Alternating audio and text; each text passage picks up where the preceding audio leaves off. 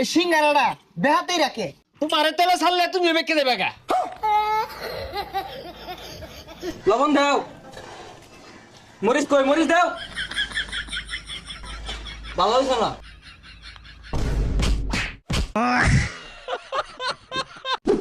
এক সালফরা রে দোকানের কর্মচারী রাখছি। এই সালফরা ঘুমোতে উঠে একটা সুমু মনে হইতাছে যে সংসদ ভবনের অ্যাম্বাসিডরটা। হ্যাঁ, এবার ভাই আয়ে কয়টা বাচ্চা গেছে গা।